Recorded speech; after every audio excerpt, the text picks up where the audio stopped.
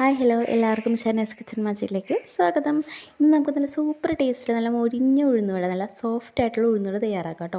അതിനായിട്ട് ഒരു ബൗളിൽ, ചെറിയ ബൗളിൽ നിറച്ച് ഉഴുന്ന് നമ്മൾ എടുത്ത് വെച്ചിട്ടുണ്ട് കേട്ടോ. തലേ ദിവസം രാത്രി തന്നെ വെള്ളത്തിലിട്ടിട്ട് പിറ്റേ ദിവസം രാവിലെ അത് ഊറ്റിക്കളഞ്ഞ് കുറച്ച് വെള്ളം കൂടി ചേർത്ത് ഫ്രിഡ്ജിൽ ഒരു 15 മിനിറ്റോളം വെച്ചിട്ടുണ്ട്. അത് കഴിഞ്ഞിട്ട് നമുക്കിത് കഴുകി ഊറ്റിയെടുക്കാം, വെള്ളമില്ലാണ്ട് ഊറ്റിയെടുക്കാം. പിന്നെ ഐസ് ക്യൂബ്സ് ഇട്ടാണ് നമ്മളിവിടെ ഉഴുന്ന് അരച്ചെടുക്കുന്നത്, അത് ശ്രദ്ധിക്കുക. ഐസ് ക്യൂബ്സ് ഇട്ടിട്ട് നമ്മൾ വെള്ളം ഒഴിക്കുന്നില്ല, ഐസ് ക്യൂബ്സ് ഇട്ടൊന്ന് അരച്ചെടുക്കാം. ഒരു പിടി ചോറും കൂടി ചേർത്തൊന്ന് അരച്ചെടുക്കാം. അത് കഴിഞ്ഞിട്ട് നമുക്കത് ഇതിലേക്ക്, ഈ അരച്ച ഉഴുന്നിലേക്ക് നമുക്ക് ഒരു പിടി അരിപ്പൊടിയും ചേർത്തിട്ട് കുറച്ച് ജീരകവും ആവശ്യത്തിനുള്ള കുരുമുളകും ചെറിയ ഇഞ്ചി ചെറുതായിട്ടൊന്ന് അരിഞ്ഞിട്ട് കൊടുക്കുക. കുറച്ച് ഉള്ളിയും കൂടി ഇട്ട് കൊടുത്തിട്ട് നന്നായിട്ടൊന്ന് മിക്സ് ചെയ്യാം കേട്ടോ. ആവശ്യമെങ്കിൽ എരിവിന് വേണമെങ്കിൽ പച്ചമുളകൊക്കെ ചേർക്കാം. ഇവിടെ അപ്പോൾ നിങ്ങളുടെ ഉചിതം പോലെ എരിവിനനുസരിച്ച് ചേർക്കാം.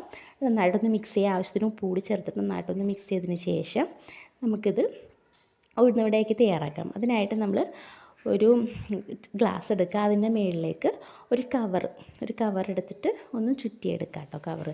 ഇതിൽ കാണിക്കുന്ന പോലെ തന്നെ ഒരു ഗ്ലാസിൻ്റെ മുകളിൽ ഒരു കവർ ഇട്ടിട്ട് ഒന്ന് ഒരു റബ്ബർ ബാൻഡോ അതിലും വെച്ചൊന്ന് ചുറ്റിയെടുക്കുക. ചുറ്റിയെടുത്തതിന് ശേഷം നമുക്ക് അതിൻ്റെ മുകളിലൊന്ന് നനച്ച് കൊടുക്കണം.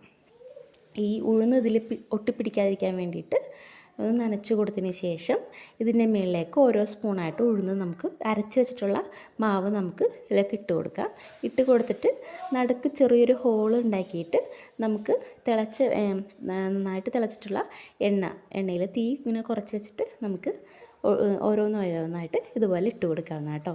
അപ്പോൾ ഓരോന്നായിട്ട് ഇതുപോലെ ഇട്ട് കൊടുത്തിട്ട് നല്ല സൂപ്പറായിട്ടുള്ള ഉഴുന്നുവട നമുക്ക് തയ്യാറാക്കാൻ പറ്റും. വളരെ എളുപ്പത്തിൽ ഈസി ആയിട്ട് തയ്യാറാക്കാൻ പറ്റും കേട്ടോ. എല്ലാവരും ഒന്ന് ചെയ്ത് നോക്കൂ. അപ്പോൾ ഇഷ്ടമാവുകയാണെങ്കിൽ നമ്മുടെ ഈ ചാനലൊന്ന് സബ്സ്ക്രൈബ് ചെയ്ത്, ലൈക്ക് ചെയ്ത്, ഷെയർ ചെയ്ത് സപ്പോർട്ട് ചെയ്തേക്കണം. നിങ്ങളുടെ അഭിപ്രായങ്ങൾ കമൻസിലൂടെ പറയാൻ വേണം കേട്ടോ. അപ്പോൾ മറ്റൊരു വീഡിയോ ആയിട്ട് പിന്നീട് കാണാം. ടാറ്റാ.